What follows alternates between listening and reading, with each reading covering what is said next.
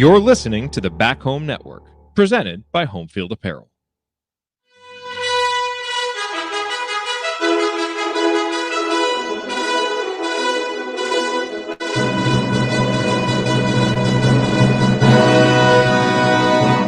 And welcome, Hoosier fans, to another disappointed edition of the Assembly Call, as tonight your depleted Indiana Hoosiers lost on the road at Northwestern 59-51.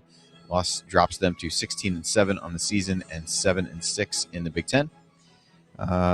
This was a game that got off to a bad start for IU, given the players that they did not have available.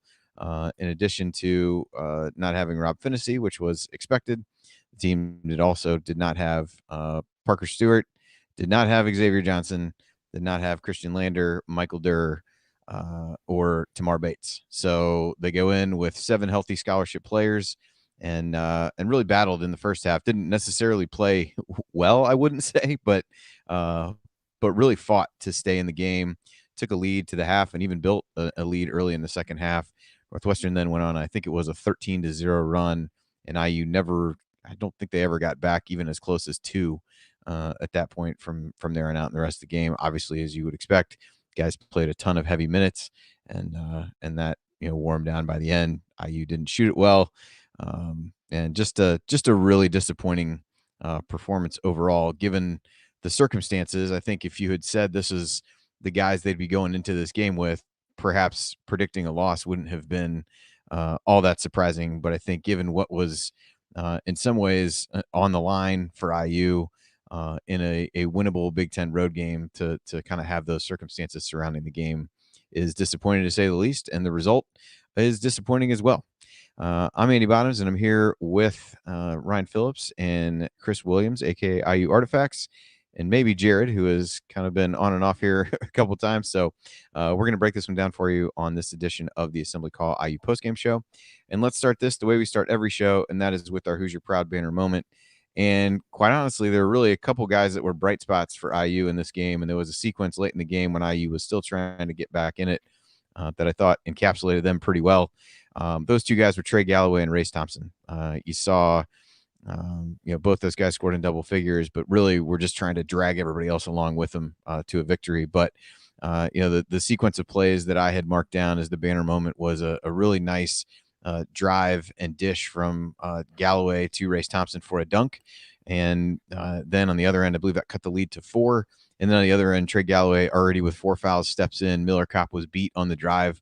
Galloway steps in, takes the charge, and gave IU some momentum. And in some ways, it was unfortunate that there was a media timeout right after that play, because I think IU had some momentum and maybe a little bit of it died during that window. But all in all, those were really the two guys who stepped up big for IU in the game today, combining for 27 points between the two of them.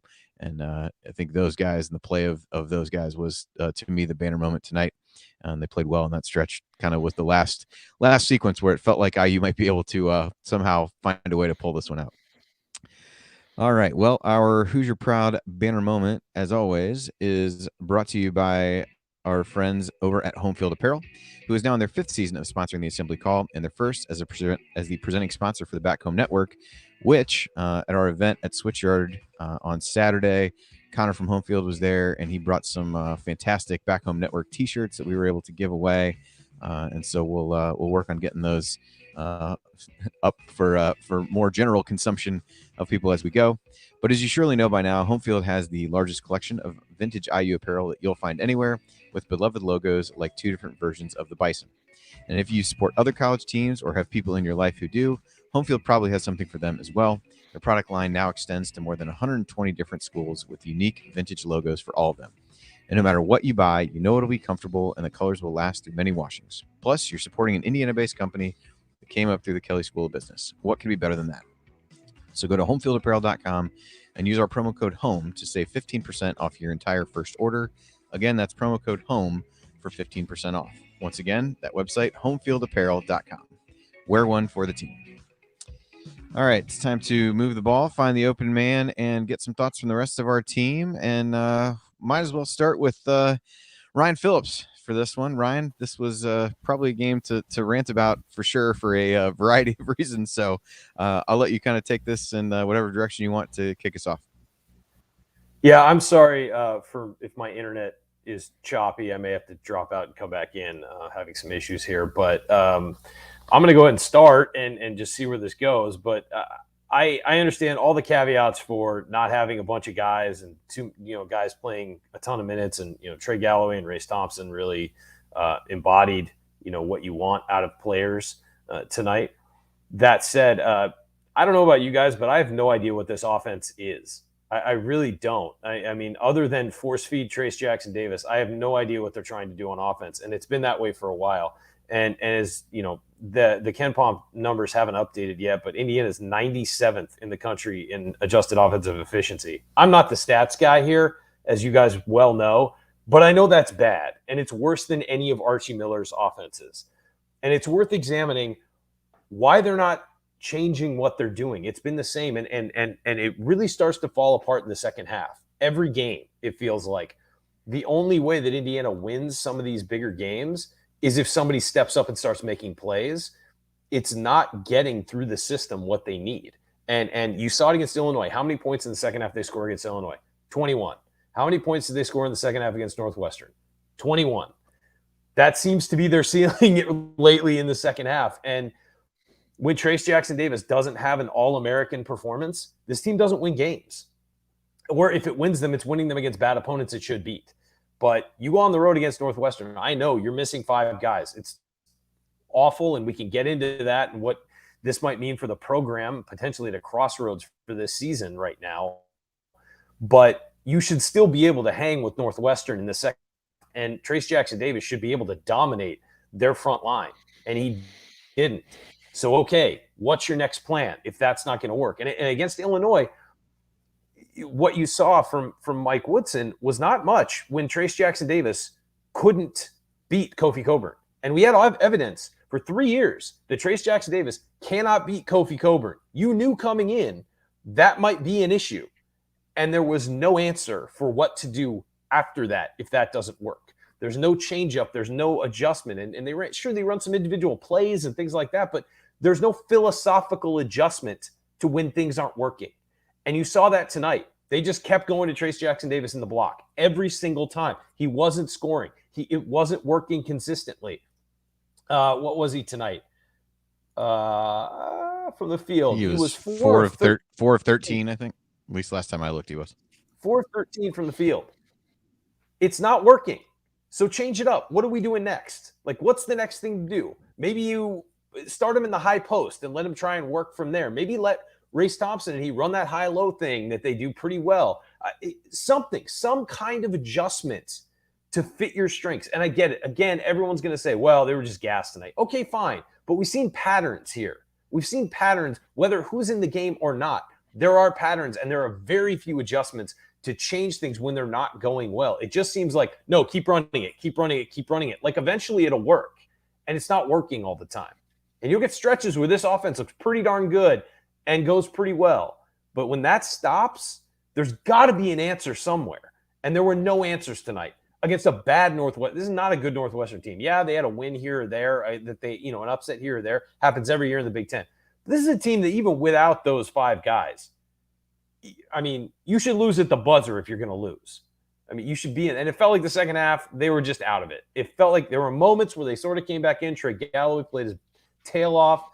But for the most part, it felt like they were out of this game in the second half. And that has happened too often this year, that they have the lead at the end of the first half and fall apart in the second half. It's not okay, and something has to change.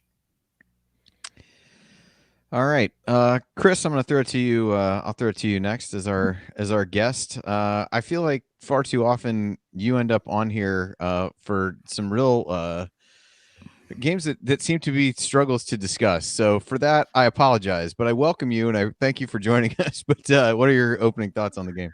Yeah, I don't think Ryan and I have ever been on a show together where we've actually had a happy conversation about a game. So like, it seems like we're always on games where it's a loss, but yeah, that early and one by Trace, I thought, given all the circumstances before the game, was going to kind of set the tone. And we knew that, you had 7 scholarship players. A little surprised we didn't see Duncombe, but anyways, that's neither here nor there. Kind of thought, okay, they're going to come out with a sense of urgency. They're going to play for the team on the front of the jersey, as we heard Anthony Leal say so well last Saturday. But it was an impressive first half, despite the 4 turnovers by Trey and the kind of, out of sync situation with, expecting everybody to play as much as they had to. But, everything kind of changed with that technical foul against Kenny Hunter. I really think that kind of changed the whole mindset, because it kind of set up a 13-0 run by Northwestern. And we saw the second half begin like we've seen so many times, where IU doesn't come out of the gate with a lot of energy. Northwestern, who was 1 of 14 in the first half of 3, came out, started hitting. They were 3 of 7 to start the second half, and the tide of the game just turned. And then you add in the fact that, the fatigue's going to set in. Trey's going to play every minute. You don't really have anybody else who can really handle the ball, and those disrespect to Leal. But I mean, given that aside, the one thing more than anything I think is interesting is that I think if you would have asked anybody who has not watched IU basketball play the entire year, and they asked who's the better big man on the team, I guarantee you they would have said Race Thompson over Trace today. And I think that's become a trend the last couple of games. I don't know if it's become a situation where, I don't know, but it just seemed to me that if TJD cannot have his way against Northwestern, it's a big concern, because those guys are not nearly as athletic as he is. They're not nearly as capable as he is around the basket. And we saw Forrest 13 from the field is not going to do anything at all in this game and give us a chance to win. So disappointing, considering it, the guys played their butts off collectively, but a lot of lingering questions if you're going to have 5 guys not playing in a game and they're going with you and they're traveling with you. So something's up, and we got to get it fixed quick. All right, Jared, you weren't sure you're going to be on. It's just, a performance like this, really got you motivated to come on the show. So we appreciate you joining us. What are your opening thoughts on the game? A lot of different directions to go. That's for sure. Well, I want to preface this by saying that, there were a handful of guys that played for Indiana tonight that busted their ass and gave a lot of effort and left it on the court and did as much as they could to try and get a win in a tough position. And I salute those guys. But, we cannot divorce the results from tonight with what happened before the game. There were a lot of things in the game that didn't go well, and the offense didn't look good, and all those things that we've talked about. But 5 guys were suspended, including 2 starters. And those guys need to take a massive amount of responsibility for this loss. And, Ryan and I have gone at each other a lot this season, just because we kind of have different ways that we viewed things. Not necessarily that I have disagreed with his thoughts on the offense. I've tried to be a little bit more patient. I've taken issue with him using a term like embarrassed several times when we've lost games. And I don't think up until this point there's been anything embarrassing about any IU loss. They've been disappointing.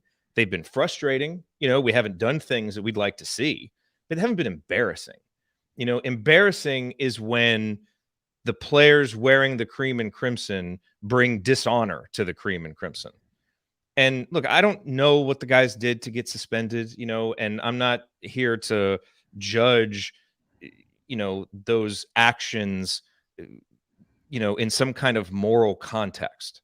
But they clearly did something that was against team rules that they shouldn't have done, and they let their teammates down.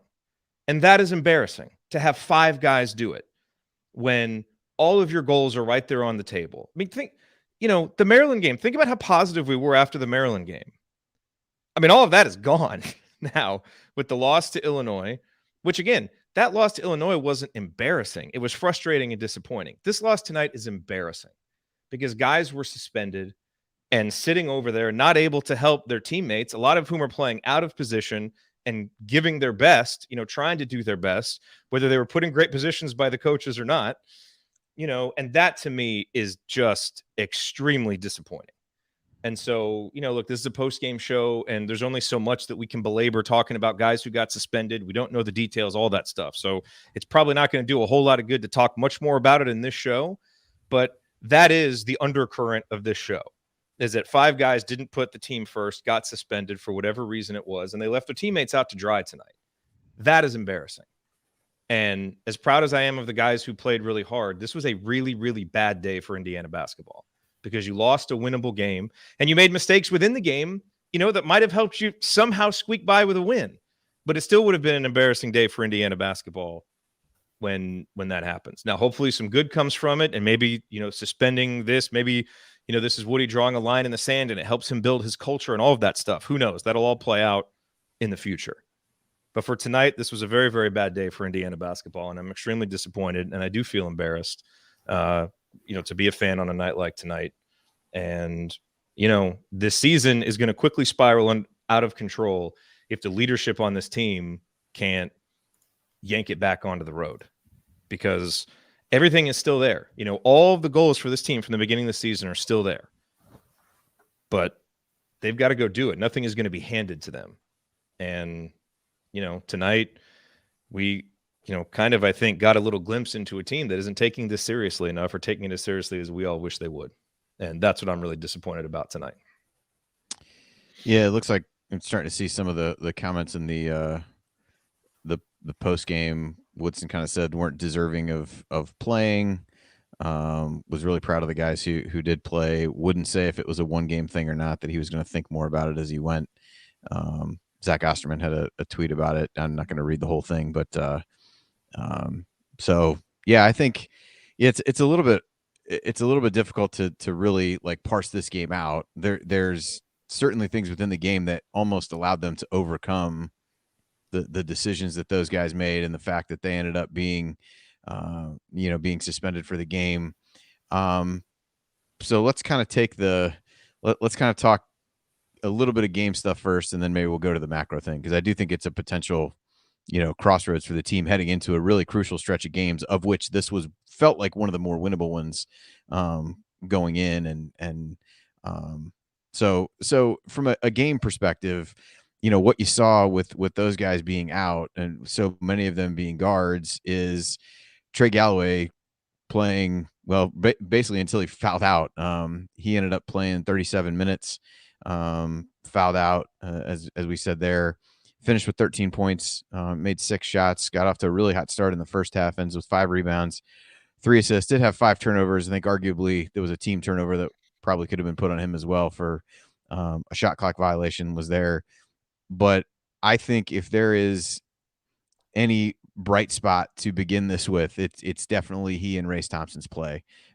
Short of the threes that Race took and missed, like I said at the opening, I felt like those guys were just trying to drag everybody else to the finish line with what they did. And I think, Galloway, we texted about this some during the game. I think he, for those clamoring to see him play point guard, I think you saw why that probably is not the move to make. He did have some turnovers. I don't know that all of those turnovers were on him. I thought there was one where, he's trying to lead Trace, and Trace just kind of stopped on the, his cut to the basket. But he is a playmaker, and he is absolutely a guy that I think warrants consideration for a starting spot, even when everybody else is back. I know we've talked about what do you do when you get him off the bench, but I think the message that potentially sends at this point is one of, performance matters, putting the team first matters. And I think when you look at, Parker Stewart, one of the guys that's suspended, Miller Kopp really struggled tonight. Trey Galloway, I think at the very least has continued to see his minutes uptick, but also I think made a pretty compelling case to be somebody in the starting lineup, because if the offense is going to look like what it looks like, you've got to have somebody like him who will force the action a little bit and go to the basket. I thought not long before he fouled out, there was a drive that I thought there was some contact going to the rim, but he made a couple, circus shots in the lane. And, again, to me, that was the bright spot for him. So, Chris, I'll throw it to you first. Just overall impressions of Trey stepping into a difficult situation and basically playing point guard for 37 minutes in a road game in the Big Ten. I felt actually pretty comfortable with him handling the ball. I mean, he had 4 turnovers in the first half. He only had 1 in the second half. So, I mean, given the fact that we only had 7 for the whole game, I think he adjusted well. But again, our play in the second half speaks for itself. But he went and he attacked the rim early on, which was effective. And he had 9 of our first 15 points, which when Trace was missing bunnies in the lane, and we were not knocking down free throws, and Miller Kopp was not hitting 3-point shots. He was trying to be a playmaker. He was trying to do something, and I agree with Ryan that the offense is very dysfunctional right now. But to me, he's earned a starting spot. Trey's earned a starting spot. I'm not willing to, in my opinion, for me, I'm no longer in the mindset that he's an off the bench player. I don't see what he is doing that is not any more valuable than Miller Kopp. I mean, I thought Miller Kopp would show up. He hit 1-3 in this game. I thought, given what's happened with Parker Stewart, who sat out a game because of internal issues with Woodson, I don't see how can you not reward a guy like Trey now with letting him start? He's proven that. He was in a situation where he's not a natural point guard, but he was the floor commander to the best of his ability till he fouled out, and then that was it. So I'm kudos to him. He played his heart out. He gave everything he had the entire night.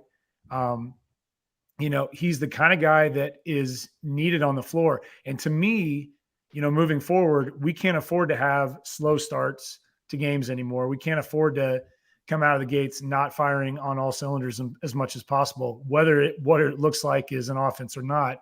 I don't see how you can continue to not, I don't see how you can continue to not look at him as a starter. I really would be shocked, especially after the situation off the court before the game, where you don't at least consider that as a plausible option to reward him for what he's done for his team. Jared, thoughts on Trey and potentially making him a starter at this point? I know we've talked a lot about the starting lineup, and I think for the most part, we've all kind of taken the approach of, well, Woodson seems to want to stick with these guys, but this feels like a potential changeover point where that no longer makes, you could argue whether it made sense before. I think in light of, today's events, I think that is a position that probably needs to be revisited. Yeah, I'm sitting here reading all of Mike Woodson's quotes from the press conference, and, it looks like this was really kind of a line in the sand. This is how I'm building my culture moment, and I applaud him for that.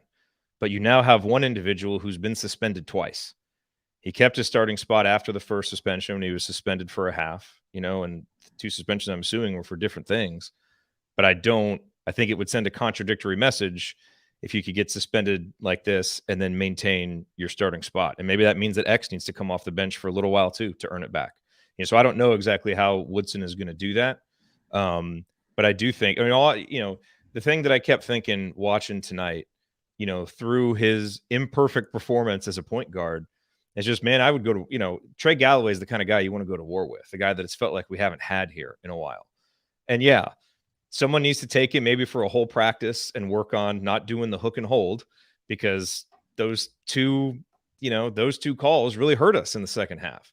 But I am not about to excoriate the kid for making, a couple bad mistakes when he was, the main reason why we even had a chance in that game. So yeah, I think if this is about culture and you're about rewarding the guys who do the right things, I think Trey Galloway's earned all the minutes he can handle. And yeah, he can't shoot and he's got some imperfections, but the eye test and all the lineup data says we are better when he's on the court, because he makes winning plays, he makes other guys better, and he always plays hard. And so if we're sitting here in February trying to define what our culture is and who the guys are that we're going to roll with down the stretch, well, Race Thompson and Trey Galloway are the 2 guys I'm starting with. And you just build whatever lineups you want around those 2 guys, but put them on the court, and you're never going to not get 100% effort and everything those 2 guys have. That's how I feel about it. Yeah, Ryan, I know you dropped out for a second, but I think you're back with us. So thoughts on yeah. I think you have to make him a starter at performance. I really do, especially to send a message to the guys that weren't there. Do I know who you take out? Yeah, I think it's you take out, as Jared said, you take out the guy who's been suspended twice. The other guys are acting right in what they're supposed to do and behaving and living up to the expectations of an Indiana basketball player off the court. We've heard rumors. We don't know exactly what they did to get suspended, but clearly it wasn't something good. If you suspend 5 guys before a road game, it's something pretty serious. Now, I've been told it's a 1-game suspension. I know that's floating around out there. I've been told specifically that it's a 1-game suspension. What he said today, it might be more. But yeah, this is what I've been told. I don't know what, and Mike Woodson absolutely has the right to change it. But Trey Galloway went out there and left his heart on that floor. And whether we can nitpick some of the decisions he made, he was playing point guard. He's not a point guard. He's never going to be a point guard, I don't think. He can maybe run the ball up the court a few times in a game if you need him to. Certainly he can handle the ball, but he's not the guy who's going to be initiating your offense for a full game at any point. But he tried. And I think I posted on Twitter, that he had 5 turnovers and there was a shot clock violation that was kind of his fault. Just posting a stat. I wasn't criticizing what the guy was doing, because you can't criticize what he did tonight. He was unbelievable out there, giving his all. And those 2 hook and holds, probably a product of fatigue, quite frankly, and having to block out big guys when he's, overmatched there. So, Trey Galloway earns every accolade he gets tonight. And quite frankly, I just, I feel bad for him that he didn't have the support he needed out there tonight, because 5 guys weren't on the court, and he put a winning effort in, and he didn't get a lot of help, and that's a shame. I think that you put him in the starting lineup immediately after that performance. You know who else I think should play more? Anthony Leo. Anthony Leo played really hard tonight. In he didn't play as much as some of the other guys, but he played really hard when he's out there. Jordan Geronimo tried, man. I thought he got kind of hosed on a few foul calls, and would have been better. It would have been great to have his energy for more time in that game. But those guys all gave their all, and Trace Jackson Davis played hard. It's not that he didn't play hard. His offense was not great tonight, and I thought his effort defensively, he was trying, but I think he was doing the thing he's done a little bit lately, which is hunt blocks instead of hunt good positions. So those guys played hard. They deserve credit for that. It's a shame it didn't work out. And I think Trey specifically and Race Thompson, you single for what they did. Jared, look like you had something else. Yeah, I just want to add one other thing. Obviously, I know there was a question, who's the guy that we're talking about that was suspended twice. Just to be clear, that's Parker Stewart. He was the one who was suspended for a half earlier in the season. I'll tell you the other thing that I would do is I would watch film of the guys on the bench tonight, and I would see which of the guys who were suspended were engaged in trying to pick up their teammates. And, you look at a guy like Xavier Johnson, who clearly made a big mistake to be suspended. But certainly, you could see him there at the end, trying to be helpful and having some energy, trying to pick guys up. And so I think those things matter. The only other thing that I want to say, in regards to Miller Kopp, who was obviously a major disappointment tonight. He was 1 of 7. He knocks in a couple of those wide open shots that he has. It's a different game. And clearly, me picking Miller Kopp as my pick to click over and over again on Twitter, I am unable to will this to happen. So I will probably stop doing it Just stop. Just stop. But, I keep thinking it's going to happen. Here's the thing with Miller Kopp. He's been extremely disappointing to everybody in terms of his production. And I get it. I feel the same way, but you're getting an honest effort from Miller Kopp. You hear over and over again how much of a leader he is for the guys in the locker room. And those are the guys I'm going to keep rooting for and supporting. So it's a damn shame that he couldn't make more shots tonight, because that's the thing that he's supposed to bring. And so I get it. He's not producing. And for that reason, he probably hasn't earned a starting spot. But I kind of see some criticism towards him that I think is just a little bit unfair in terms of, criticize the actions. He's not playing well. He's not making shots. He's not doing some of the things that he's supposed to do. But that's a guy that you can see is out there trying to do the right things. It's just not happening for him. But I'm going to continue to hope that it does, because he's a guy who can make a big difference, and it was there for him to do tonight. He just wasn't able to do it. Yeah, the other individual performance I wanted to talk about was Trace. This is a game where, with so many guys out, this is a game you need him to really lead and really put the team on his back. And you kind of thought with, Chris, you mentioned this, that first play of the game, gets the ball inside, gets fouled, makes the free throw, and got IU off to a good start. And it kind of felt like, this is just a game that your All-American has to be able to carry you and really be the guy who leads. And he struggled, as we talked about before, 4 of 13 from the floor, missed 4 free throws, did have 11 rebounds, including 5 on the offensive end, a couple assists, a few blocks, a couple steals, played 39 minutes. So, credit for that, but he really struggled to establish good post position. I thought Northwestern really pushed him out pretty far, to a point where he actually took a jump shot in the first half on the baseline, but really struggled to finish inside again. And it wasn't a case of, having a guy like Kofi Coburn there as it was over the course of the weekend. It just seemed like he really struggled to get position. They weren't able to do a whole lot to free him up. And Orion mentioned, maybe trying to do some different things with him there, get him on the move a little bit. Just never really got him into a rhythm. And this is a game that, IU is going to struggle to win a whole lot of games when they don't get great performances from Trace. But you're certainly going to, it's almost impossible to win a game where you have 7 scholarship players, only 6 of whom actually played, when you don't get more out of him. So I think that was, not as disappointing as the guys who weren't available to play. But this was a game you really needed a bounce back spot from him. And just didn't get it, quite honestly. Jared, I know you got to go pretty soon, so I'll throw that one to you first on Trace. We needed more from Trace tonight. There's no question about it. And he's really struggled. I think, the longer that Trace's career goes on, he's been miscast in his role for 3 seasons now. Trace he doesn't have a varied enough skill set as a big guy to build an offense around him. He needs to be a second option or a third option.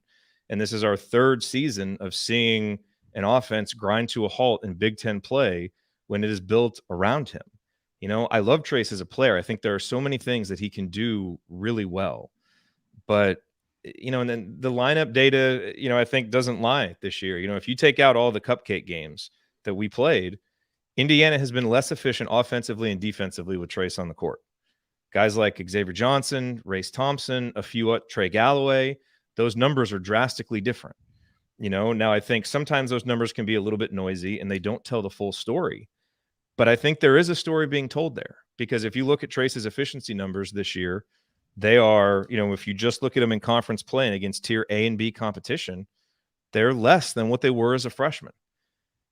His game hasn't evolved enough, to add new layers to it. And it becomes really easy in Big Ten play for opponents that have scouted him to take away the things that he wants to do really well. But so many possessions are just focused, dead set on getting him the ball. And I think that does a disservice to him and it does a disservice to the offense. But, I get it on the one hand. I mean, he came back to be featured. It's what he expects. It's the role he has. Basketball teams are hierarchies with go-to guys and, and all of those things. But I just, for 3 years now, we've been trying to make that happen and it just hasn't, and I would love to see what an offense would look like, where he's more of a complementary piece offensively, frankly, and a guy who can get his, off cuts and off offensive rebounds and some other things, but we try to feature other ways to score. We keep doing the same thing and we're getting the same results. And I know it's going to sound like it's a criticism of him. And in a way it is, because, he hasn't added to his game like you've seen other guys add. But I also think he's being asked to do something, anchor an offense of an NCAA tournament caliber team, of a top 25 team, which is what we all want, that I just don't think he's capable of doing, And I think he gets frustrated because he wants to put up the numbers and he wants to do all of those things. And other guys know where he wants to go with the ball, especially in Big Ten play, and they're there and those shots don't go in and they're harder and he gets frustrated. It's like this snowball that starts rolling down the hill and we keep seeing it. And I think we hoped that we wouldn't see it this year, but we're kind of seeing it again.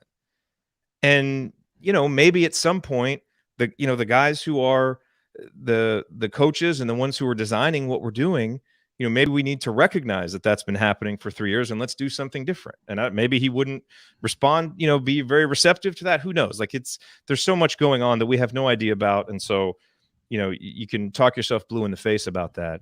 I would just like to see something different because we're starting to travel down a very familiar road and it has an ending that we don't want. Fortunately, Indiana's in a better position here on this February 8th than we've been in previous February 8ths. So we have a little margin for error, but not that much. And today, I think, really put a highlight on the limitations of an offense that is really based on force feeding him the basketball. And I just don't think it does anybody good. Yeah, so I guess that takes me in the direction of just the offense in general. And based on the chat, I'm sure everyone's really anxious to hear Ryan's thoughts on this. But I thought, again, I think there's two things you really look for in a game like this when you're shorthanded. One is, your leader in Trace has to carry you. And as we talked about, I don't think that really happened. The other thing that I would say is the coach needs to find a way, or the system needs to find a way to elevate what you do have. You knew you were at a talent deficiency, at the very least a deficiency compared to what you would normally have. And how do you scheme something up to make these guys give you a little bit more than it seems that they might, and give you some advantages based on the things that they are able to bring to the table?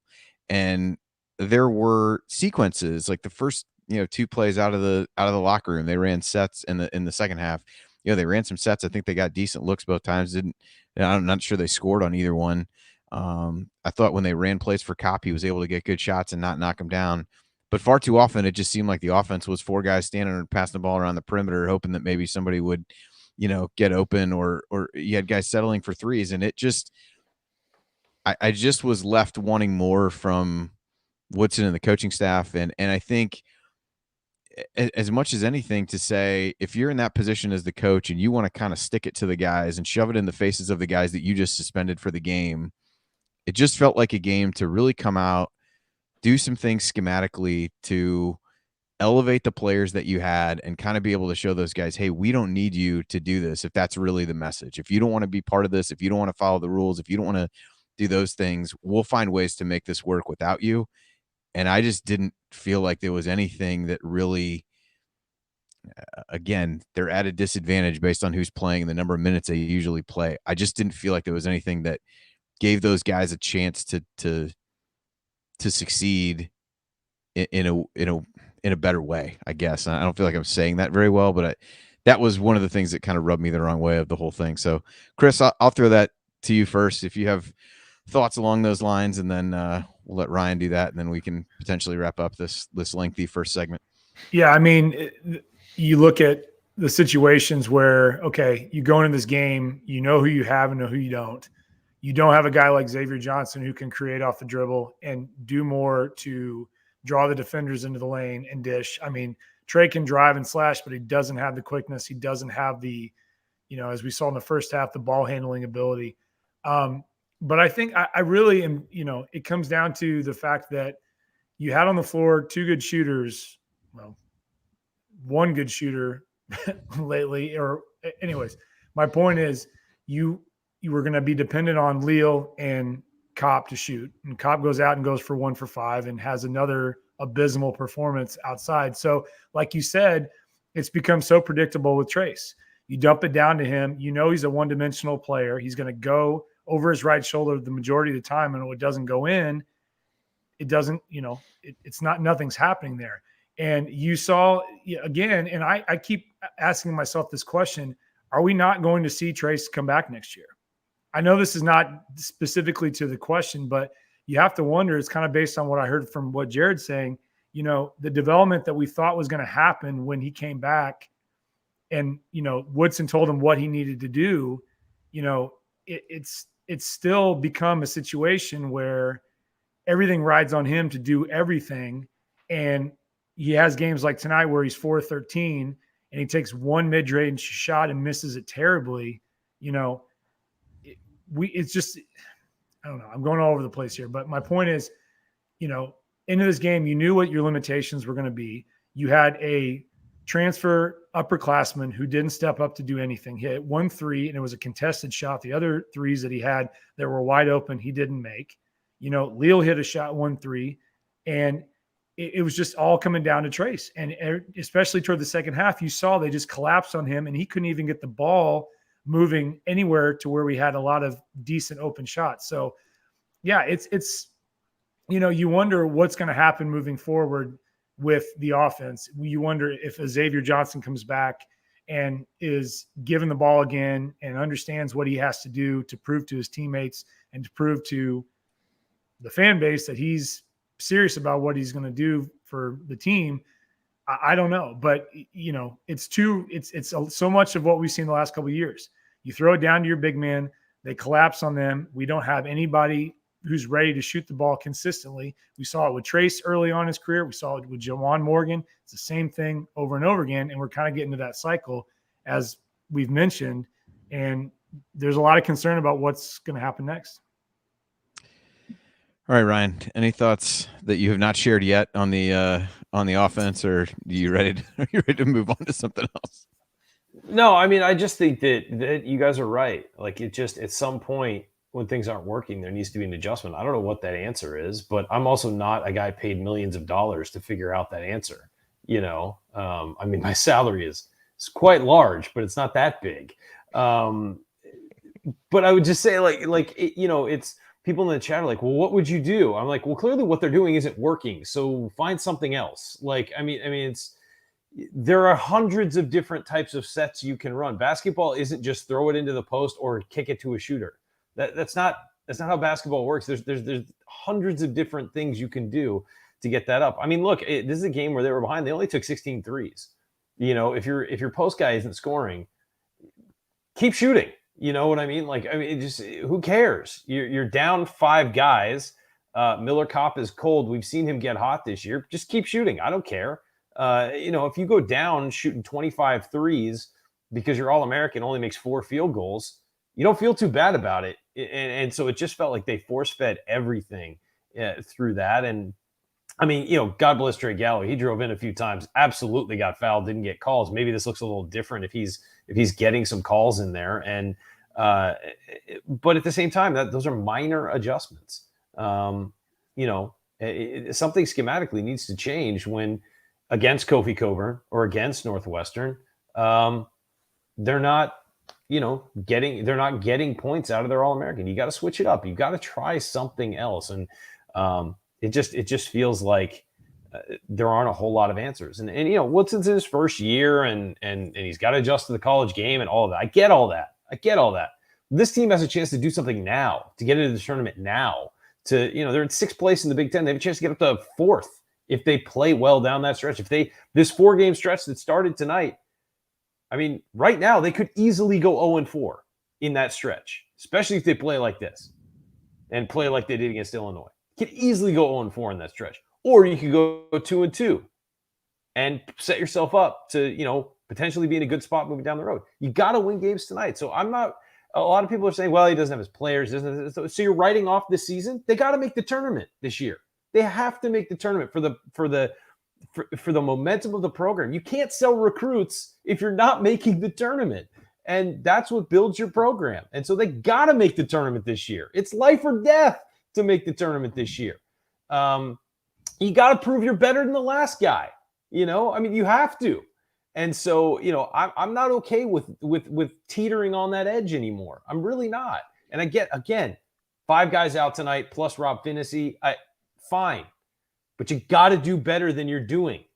You got to be better than this. And so they need to play well over the next few games. All right, Jared, I know you got to go. Frankly, I'll make it. It's 12:05. I should go, but it's getting late. Well, if I can come back in and relieve you later, I will. No, you're fine. Let me at least hop off for a God minute. God forbid this goes long enough that you drop off and come back on and we're still talking about it. So yeah, let's not even think about that. Yeah, closing thoughts before you step away. I just want to say that I agree with what Ryan said right there. We have to make the tournament. And so there's 2 things that I want to say. This whole notion that, Mike Woodson needs his own guys and all of those things is absolutely true for Indiana to compete for Big Ten titles and be a national contender again. But to make the tournament, there is enough here to make the tournament. And Indiana's in a good position to do it. And Andy, maybe you guys will get into this. It's really easy. You take a really bad loss to Illinois and you have this bad loss tonight. And it's really easy to think, my God, we're not even on the bubble anymore. Like, we're so far out. Like, neither one of those losses is actually that bad from a bracketology perspective. Now, it's a missed opportunity because you're not racking up wins. And so teams behind you may start winning. But this team would still be in the tournament with a halfway decent seed if the tournament was tomorrow. So, and I say that just to say, like, all is not lost. Everything is right here for this group. But they've got to rally together and figure out whatever has gone on since the Maryland game has got to stop. It's all right here. So who are the leaders?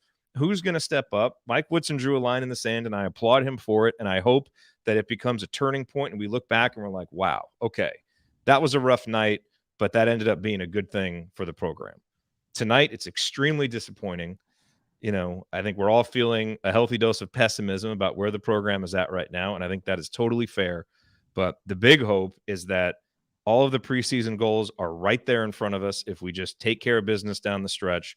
And hopefully this is a turning point for the program about what will be acceptable and what won't be acceptable under Mike Woodson. Not from an offensive perspective, but from a culture and personal conduct perspective. That's all I have to say. And hopefully that gets better, because this was not a good night for Indiana basketball. But hopefully we look back on it as one that has some positive impacts down the road. All right. Well, Jared, we appreciate you hopping on with us for a unfortunate conversation, but we appreciate you being here, and we will talk later this week for sure. So, all right, we'll finally take a break here, and when we come back, we'll continue our breakdown of IU's 59-51 loss at Northwestern. We'll point out some meaningful moments you might have missed, and then go inside the numbers to highlight the most important statistical notes from the game. You're listening to the Assembly Call. Stick with us.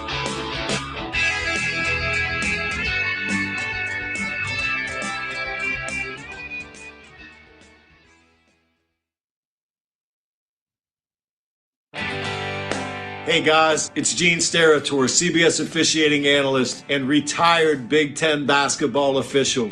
You know, I have never listened to the Assembly Call, and to be honest, I don't intend to. But if you listen, make sure you ignore anything Ryan says about officiating. He's really good from the seat of his pants, but I wouldn't trust him on the court with a whistle around his neck. Time has proven him wrong on virtually everything.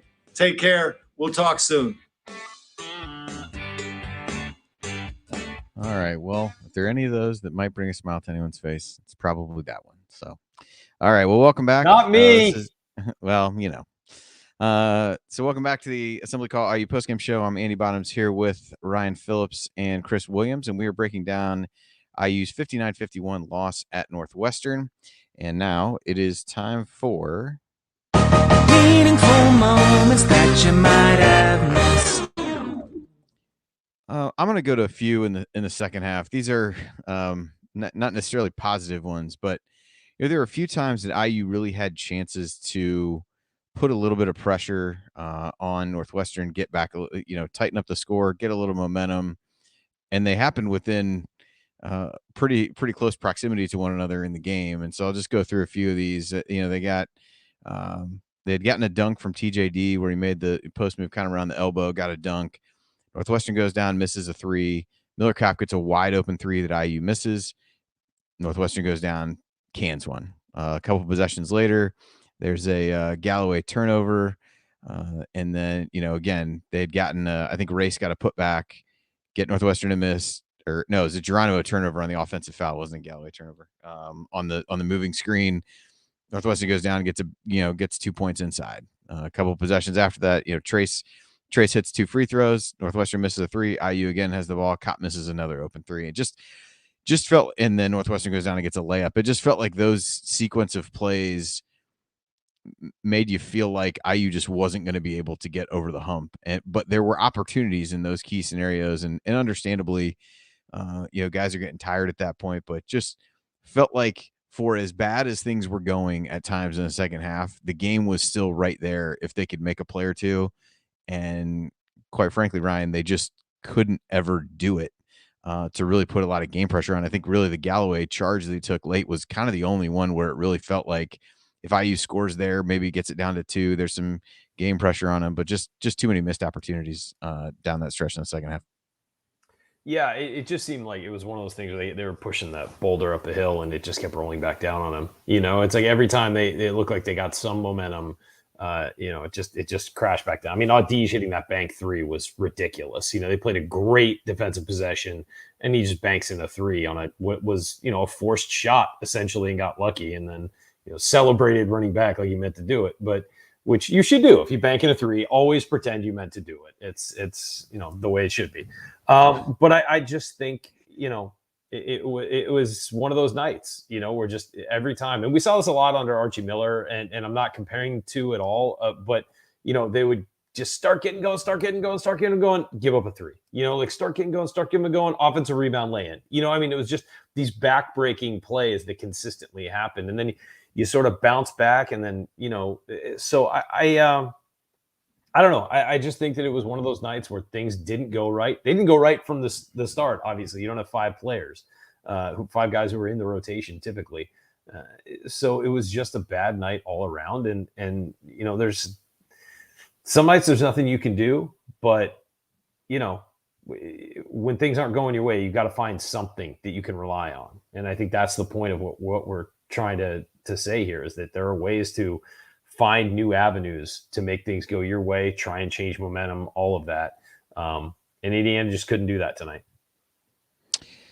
Yeah, Chris, maybe a chance to talk a little bit about Anthony Leal. I thought there were a couple meaningful moments for him as at various points in the game. I think in the first half there was a dunk that Race ended up getting. Leal kind of had the hockey assist where there's a long rebound. He gets the ball, flips it up to TJD, who gets it to Race for a dunk and an and one opportunity.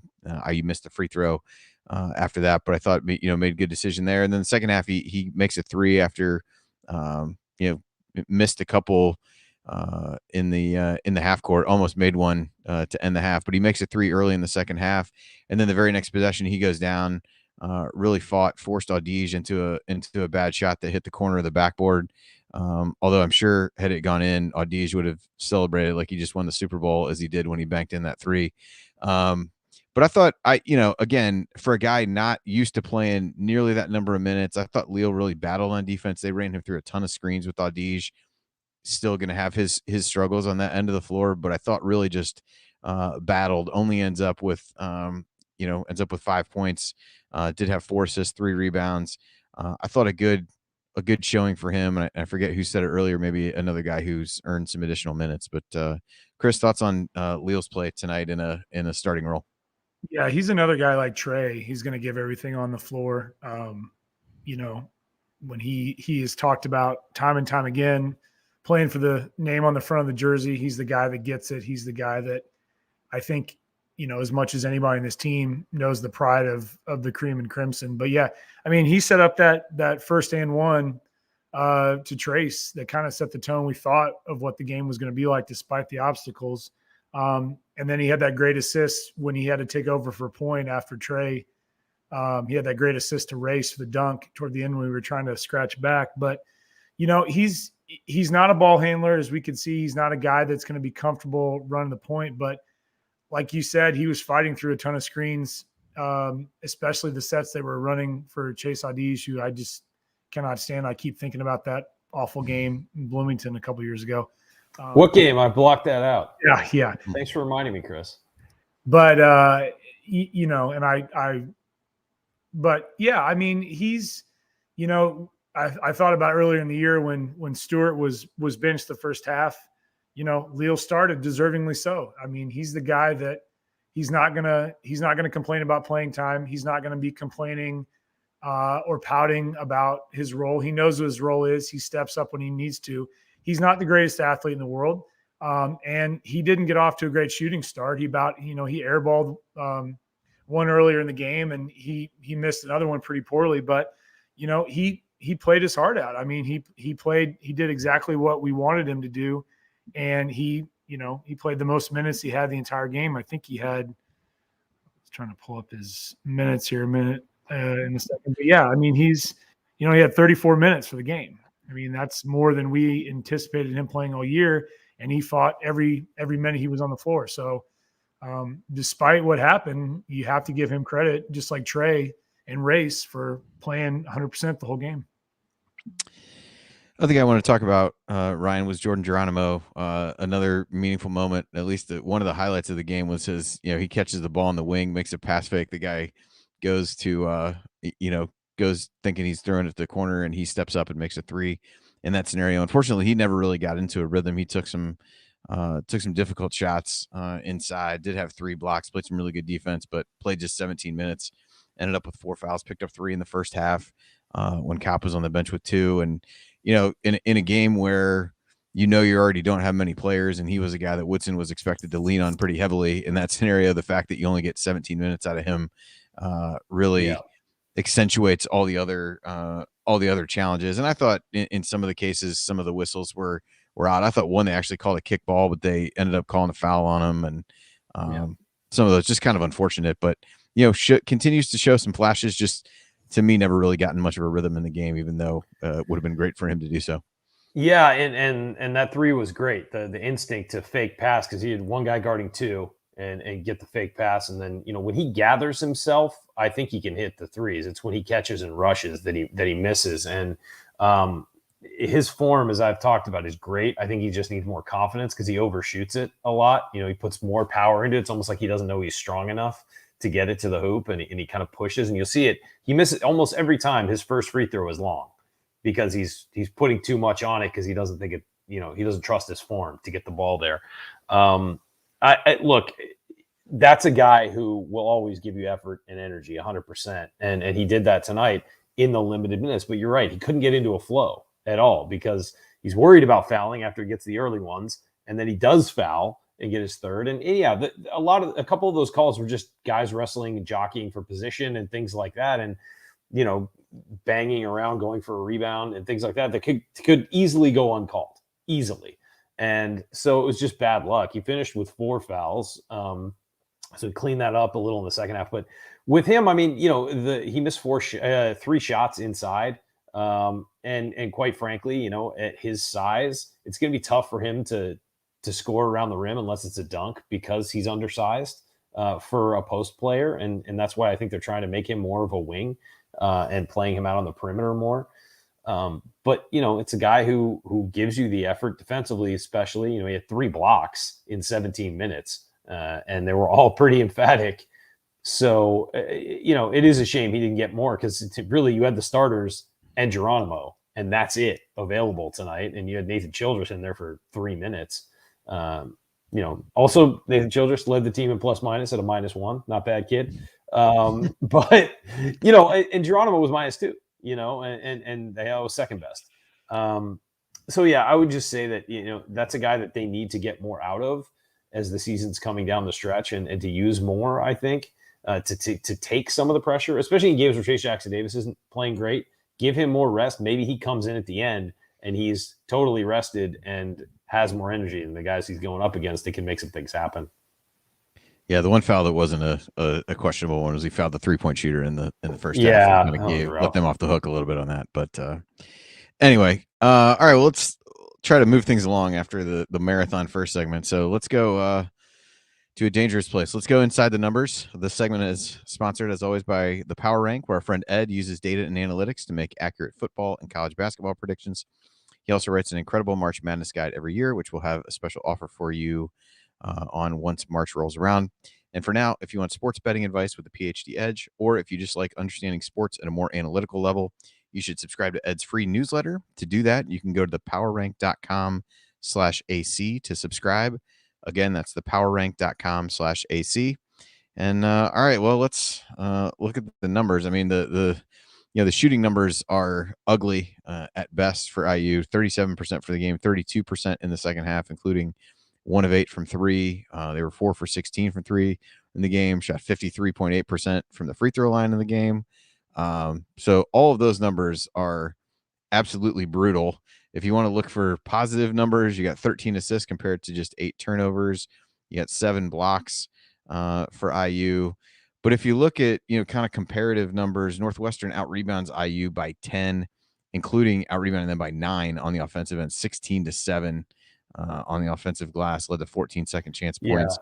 Later in the half, that offensive rebounding was clearly fatigue later in the game and in later in the first half too. I just feel like guys were worn out. They were trying to, usually offensive rebounding is just effort and energy, and defensive rebounding, I mean, keeping guys off the offensive glass is effort, energy, and technique. And I felt like they were doing their best. They were just worn down.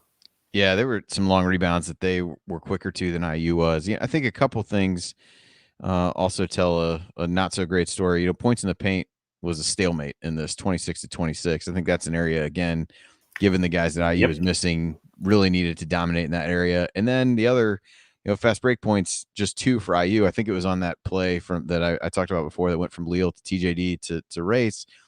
And while I don't think IU had the personnel to play a truly up-tempo game, I do think the fact that they were unable to really get out in transition and get any kind of easy baskets to make up for the struggles that they had in the half court was another just huge factor in the game, and just couldn't really generate a ton of steals. Only had 3 steals, so just couldn't really get anything going in that part of the game. Chris, any stats jump out to you, or any whether they be the ones I mentioned or anything else that you see as you're perusing the stat sheet? Yeah, the one thing that stood out to me is Race Thompson attempts 2 free throws for the game. I think that was, concerning considering going into this game. Our strengths are our front court, and Trace is not, he's 5 for 9. He had his struggles, but 2 attempts from Race, I think, to me, that's a big part of this game and the outcome. I mean, obviously the fatigue is a big thing, but he's been your consistent big man for the last 4 games. And you're not running more for him if it's not working for Trace. So I don't know. That was a big one for me. I like the fact that we only had 7 turnovers. I mean, given, it is what it is, but the rebounding thing, or the free throw situation was concerning.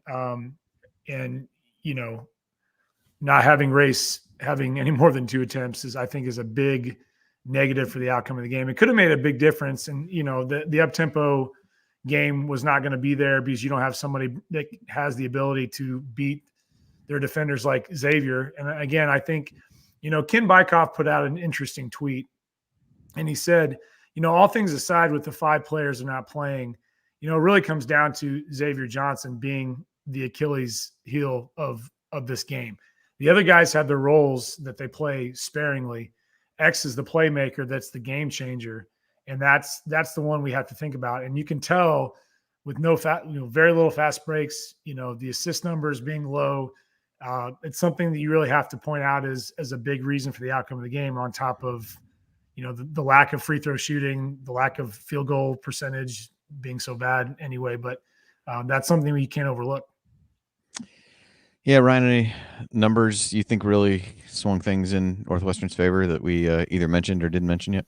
Well, in a game where, we've talked about where Indiana needed its All-American to step up and be just otherworldly. He needed to have a 27-point, 15-rebound game. And that's putting a lot on Trace. Let's be honest. Middle of the season, he's played a lot of minutes. That's putting a lot on him, especially when a team is basically geared to stop him. But Race Thompson outscored him tonight, 14-13.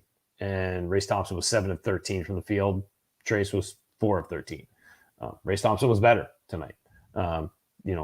Trace did have 11 rebounds, and he had 3 blocks and 2 steals. Played 39 minutes. But going into the game, knowing those guys were missing, he needed to be better tonight.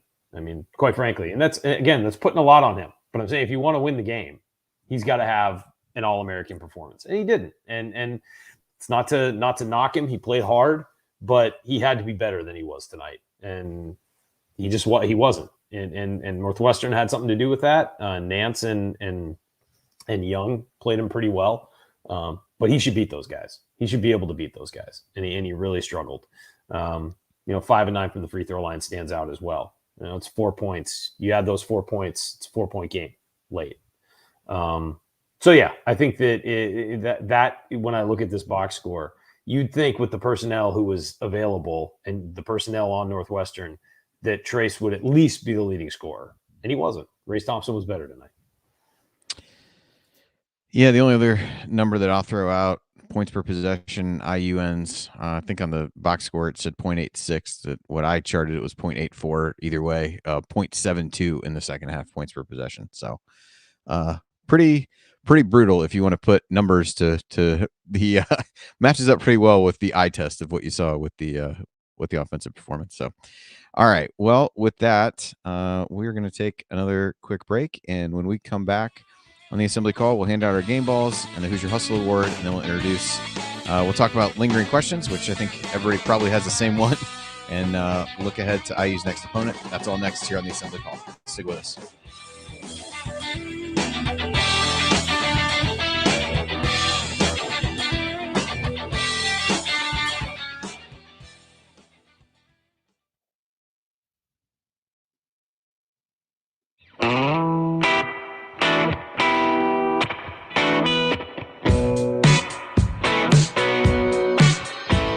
Hi, this is James Blackman Jr.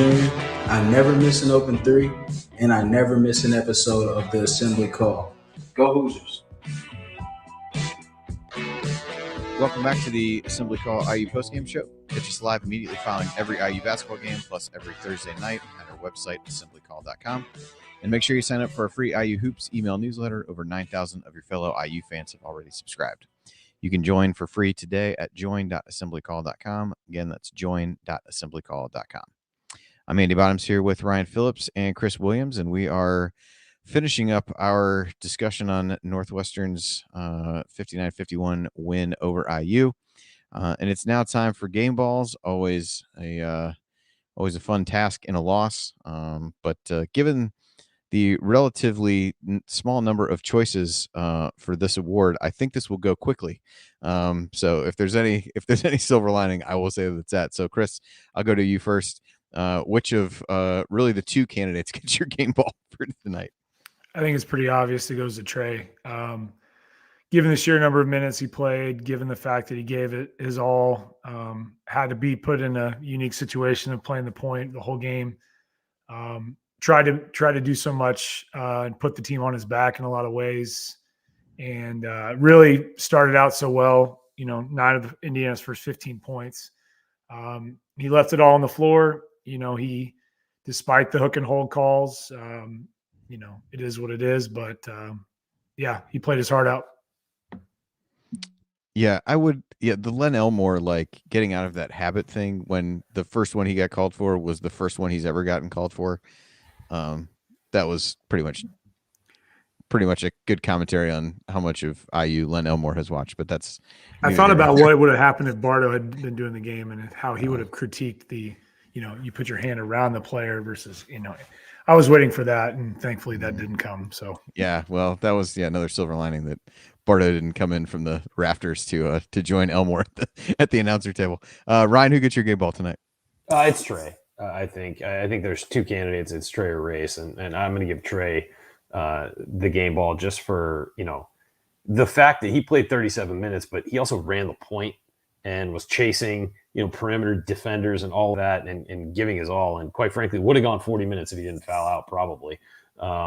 So I just thought his effort was there all night, and he really left it on the floor and played just as well as you could expect him to play given the circumstances. He's not a primary ball handler. He never will be, I don't think. He's more of a playmaker off the wing and a transition guy. And he was trying to run the point tonight and doing the best he could. And I think you have to give him credit for that. Yeah, I would agree. I think, you guys brought this up earlier in the show. I think comparative to others, he was the guy who was really thrust into a different position, not just an expansion of what his current role had been. So I'll make it unanimous and give it to him. I thought did a lot of good things, and the turnovers, as you mentioned, did get better in the second half. I think Chris, you brought that up, and so I think rein that in, and had the 6 of 10 from the field. I think about as good a percentage as anybody had. And two of those definitely. Layups. Yeah, 2 of the layups I thought there was contact on. Even the one kind of circus. Fouled. Yeah, even the one kind of circus shot that he made after Race had that nice steal. I thought there was some contact on as well, but neither here nor there. So Trey gets the game ball, and that was as I said, a fairly easy discussion since there's not too many players probably vying for these. And I think the next one will be just as easy as well. That being the Hoosier Hustle Award, which is sponsored by our friends at Evansville Security Services. Based in the hometown of IU legend Calbert Cheney, Evansville Security Services provides off-duty police officers to businesses and individuals throughout Indiana. Remember, prevention cannot be measured, so let Evansville Security Services help you prevent a bad outcome today. Go to evansvillesecurityservices.com to learn more. That's evansvillesecurityservices.com. All right, Ryan, I'll throw the Hoosier Hustle Award to you first. Who gets that one for you, even though I have a pretty good guess who it will be? Trey Gall. No, I'm just kidding. I'd give them both. But yeah, Race Thompson, I thought, he did what he could to keep Indiana in this game. Same race as always, pretty much, regardless of the issues going on around him. That guy's just as consistent as it gets. He shows up every game. He does the things he needs to do every game. He's the glue guy every game. I just thought that he gave it all tonight, and I thought he played really, really hard. And I thought that, if you had a team of he and Trey Galloway, you probably win this game. Yep, Chris. I assume you're probably going in the same direction, but I don't want to assume, so I'll ask you for sure. Yeah, Race once again answers the call. I'm not really going to need to say much more than what Ryan said. He's the guy that shows up each game. He's been more consistent than Trace of late, and that's been a reason in a lot of ways we've been in a lot of the games we've been playing recently. So without a doubt, it goes to Race. Yeah, I like David Hanley's suggestion in the chat. We should rename this to the Race Thompson Real Hustle Award. Perhaps once Race graduates and moves on from IU, maybe that's what we'll do. It would be well deserved. I'll give it to Race as well. As you guys mentioned, I think he played, gave the same level of effort that he always does. Was solid defensively. 7 of 10 on twos. Did miss those 3 threes. I thought a couple of them he just forced, trying to will the team to win. Felt like they needed a shot in the arm, took open shots. I think maybe a little bit along the lines of what we've seen Xavier Johnson do in the second halves of some games, where it kind of has a good feel for what the team needs and is trying to make a play to make a spark. Just wasn't able to get any of them to go.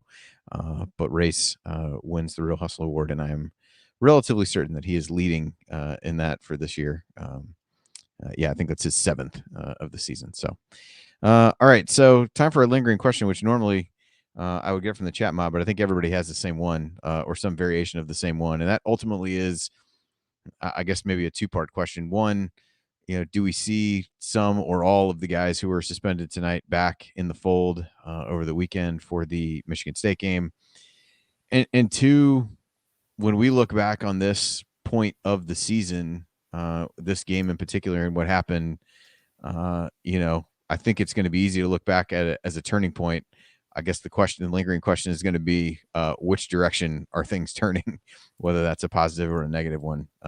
Ryan, quick thoughts on that? I have no idea. You know what I mean? I feel like the season could go one of 2 directions. It can either just go completely off a cliff right now because they got 3 tough games in a row, and could be a 5-game losing streak if you include Illinois. This is the first time they've lost back-to-back games this year. And quite frankly, in both games, they didn't look great. These weren't like tight losses where, it was well played or whatever. It just wasn't. So this could easily become a 5-game losing streak that puts them out of the tournament and sends this, season off a cliff. Or those 5 guys can come back and, with their hair on fire, trying to prove themselves to their teammates and their coach and the fan base that have supported them. It's going to be up to them, really, what changes here. I mean, do they come back and play the way they're capable of playing, or do they shrug their shoulders and let the season play out and take off at the end of it? I don't know. We will see, and it just depends on how they take this suspension and how they what they do. How do you respond? We talk about that all the time on the shows. How do you respond? How do you respond to a loss? How do you respond to a win? What do you do next? How do you respond to this adversity as a team? And how do those 5 guys respond to being called out, essentially, and suspended? I don't know how they're going to do it. I don't know this team well enough. It's sad. It's crazy to think that the start of the second week of February, we don't know this team well enough because they've been up and down. So I don't know. I wish I had an answer for you, Andy, but it just depends on what kind of kids these are and what they're going to do with this adversity. Yeah, Chris, what if any sense do you have? I think a lot of IU fans at this point have been somewhat conditioned to expect the worst after these last few seasons of where things might turn from here. But what's your sense of how this particular group may respond to that, if you have one? I want to read this short quote by Woodson in his press conference. He says, quote, "I'm about building a culture and doing the right thing for this university. If players don't want to do the right thing on and off the court, they got to go." I mean, that says a lot about where we are, because clearly we have guys that are not buying into it this late in the season. We've seen now Parker Stewart having issues for the second time. We've had guys that clearly want to mess around, whatever they're doing off the court, rather than, preparing for the basketball game. I don't know. I'm with Ryan. There's a lot up in the air. These next few games are going to be really tough. We have to go to Michigan State. They just lost to Wisconsin at home. They're not going to really be, in any other mindset but to kick our ass. And won't be a welcoming mood in Lansing. Yes. And we know that we have not traditionally done well up in Lansing of late. And then we have to go to Ohio State. And, this is, or we have Wisconsin, then Ohio State. I don't know. I really think it's going to be a situation if the guys in the locker room, the guys who are in charge of this team, who I hope are Trey and Race and Trace, get these guys together and say, look, this is the way it's going to have to be. This is what we need from you. We need to come back together as a team, and we need to do this the right way. Otherwise, I don't know what's going to happen, because clearly we got guys that are not buying into it. But we have the team we have. There's nothing we can do right now. We still have a team, as Jared mentioned earlier, that's capable of playing in the NCAA tournament and capable of competing. It just matters on which team shows up. And, it'll be interesting to see how they react, because as much as it was for them they could have been left in Bloomington, those 5 guys that were suspended or told to go home, or, obviously it had to have been something that happened when they were in Evanston. It's pretty embarrassing for them to have to sit on the bench the whole time in their candy stripes and in their warm-ups and all that, and have to watch the whole game. I would hopefully they would be embarrassed by that and understand that they brought a lot of shame to the team and the university, and that they're going to do better from that. But I don't know. Time will tell. Yeah, I think the interesting part when we look at it is, to Ryan's point, this team could typically bounce back pretty well from games that they didn't play well in this year. As evidenced by the fact that they didn't have had yet to have a 2-game losing streak. I mean, if you think back to losing that tough game at Penn State, they came back, played really well against Ohio State right after that. Losing at Iowa, they at least bounce back from that to win on the road at Nebraska. You lose to Michigan at home, came back and really had a solid performance against Penn State, won by 17 at home. And so I think what worries you as much as anything is not only did a losing streak began, which hopefully will end at 2 games, but they lost the game, but the response was not good on the court, and it wasn't good off the court either. And so that's what gives me, I guess, maybe the most cause for concern in a scenario like that. Is it wasn't just that you showed up and played bad, that it was you put yourself in a position where you really had a lot to overcome in a situation that, you had a tough 4-game stretch here. This is, you would probably say the home game is the most winnable of those, but outside of that, this is the one that felt most winnable, and kind of sabotage your own chances to win it by making decisions off the court. So that's disappointing. We'll see if they're able to bounce back, but we'll see what happens on Saturday at Michigan State, who's available, all those things. So a lot of questions up in the air with that for sure. All right, you're listening to the Assembly Call IU postgame show, and remember to check out our friends at Home Field Apparel. Once you're there, use the promo code HOME at checkout to get 15% off your first order. And before last call, we're not going to get into too much previewing of Michigan State because it's late and we've probably gone long enough already, but we can get into some of that on Assembly Call Radio here on Thursday. So with that, we'll close things out. Chris, we'll go to you first. Last call on IU's 59-51 loss at Northwestern. Yeah, I'm kind of beating a dead horse here, but we got guys on our team that need to kind of have a reality check on what they want to do for this team, if they want to play for themselves, if they want to be doing things that are, threatening the integrity of the team in this season, or if they're going to play for the team on the front of the jersey. So that's all I have to say about it. Ryan, final thoughts? Yeah, I echo a lot of what Chris just said. It was short and sweet, but these players have to be here. They're here for a reason, and that's to play for Indiana and get an education and all of that stuff. But they have a responsibility when they put that jersey on to be a representative of the university. And whatever they did, I mean, there are rumors out there. You can believe whatever you'd like. But, if you did something that was a violation of team rules, everyone knows the team rules. You violate them on purpose, you get suspended. And because of those 5 guys, 7 of their teammates were basically hung out to dry tonight. Now, we can talk about, in game, and we did. Certainly, I think Indiana still could have won this game even without those guys. But essentially, those guys were hung out to dry by their teammates. I said it before. How do you respond to that? How do you respond to success? How do you respond to failure? How do you respond to a suspension? How do you respond to all of this? And it's not just on those guys. It's the rest of the team too. Do you embrace those guys, bring them back and say, hey, we need you. We 100% need you to win, to get where we're trying to go. And I don't know. We'll see a lot about this team's character against Michigan State. We'll see what if the culture that Mike Woodson keeps talking about building and all of that, we'll see if it actually exists. I hope it does, certainly. And I hope that he's certainly built some things in that are already there, because he's been here for almost a year now. And you would hope that there are some changes that have already gone on and things have improved. We'll see how they come out against Michigan State. If they come out flat, like they don't care, then this season's really in trouble. And this program's in trouble. Because make no mistake about it, said it earlier, Indiana has to make the NCAA tournament this year. You cannot go this long without. I don't care if it's a new coach. I don't care if it's an assistant coach taking over. I don't care if the players are coaching. You cannot miss the NCAA tournament this year with the first-year head coach who was supposed to come in to be transformative and bring IU back to the glory days. If you are going to sell top-level recruits and you got Purdue right up the road playing really well, you are going to lose a lot of those battles if you cannot say, hey, look, first year we improved.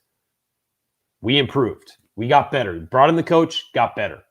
Next year we're going to take the next step and the next step and the next step. If you miss the tournament again, what's the evidence that this coach is better? He might be, but what's the evidence? Players want results. Recruits want results. So transfers. You're probably going to have to add some transfers this offseason. They want results. So it's imperative that Indiana gets its crap together over the next few days and few games and makes the NCAA tournament. Because if not, I really worry about the future of the program. Yeah, I will channel one of the great Chronic Hoosiers tweets. I think this sums it up pretty well. The season only breaks one of 2 ways after tonight. They rally together or completely fracture apart. Just like whatever events led to this juncture, it's theirs to choose, but it's reached the inflection point. It's pretty hard not to feel that way. And I think a loss at Michigan State does not mean that they aren't rallying together. It's a difficult situation to go to. Obviously, a win would go a long way towards getting things back on track. But I think it's a lot more the way they play and the way they show up and compete in that game will, I think, give a good indication as to which of those 2 paths they have chosen to go down, either individually or collectively. And so that puts a lot of pressure on a really tough game. But I think that game and that response is going to tell us everything we need to know, because it's pretty clear this is the crossroads point for this team at this point. And who would have guessed a couple weeks ago that we'd be kind of talking about this game in that way? But it certainly feels like it's a crossroads. It's an inflection point, as Chronic used the term there. And so all we have to do right now, unfortunately, is sit back and wait to see who's available on Saturday, wait to see how whoever is available responds to a tough road game against a team that, as you said, it's going to be pretty pissed off after losing at home to Wisconsin. And it will tell us just about everything that we need to know about where the season goes from here and whether they're able to maintain the hold on the NCAA tournament bid that they have right now. And unfortunately, that's all we can do is sit back and wait. But we will be here to discuss it with everyone, both on Thursday on Assembly Call Radio and after that game. So that will do it for the show tonight. If you want to see us do the show live and be part of the live chat, make sure that you subscribe to our YouTube channel over at youtube.com/assemblycall. And don't forget to go to join.assemblycall.com to join our free email newsletter. Special thanks to Bob Thompson for the music you hear on the show. Special thanks to John Ringer of Rig Design for designing our logo. And thank you for listening. We'll be back to talk IU Hoops again with you on Thursday night. Until then, take it from me, Max Bielfeldt. Keep your calves flexed, your elbows in, and your eyes on the rim. And go Hoosiers. Thank you. Thanks for coming out. All right, fellas. Thanks for being here. No after dark tonight because it's already 12:45. No. And, I was up late last night doing bracketology. I need to get to bed. I need to get this file One of these over. days, Ryan will actually be able to talk about something good on the show. Yeah. I know, man. I know. Chris, we should just give you an open invite to come on any show after like a big win. We just don't need to plan it, and then we just figure it out from there. Yeah, I'll just crash the party. Just have it ready in the holster to get on. That's fine. Yeah, That's fine. that's the better way to go, for sure. All right, well, thanks guys. All right, bye, boys. Yeah, appreciate it, chat Later, mob, guys. and we will talk to everybody on Thursday. Thanks.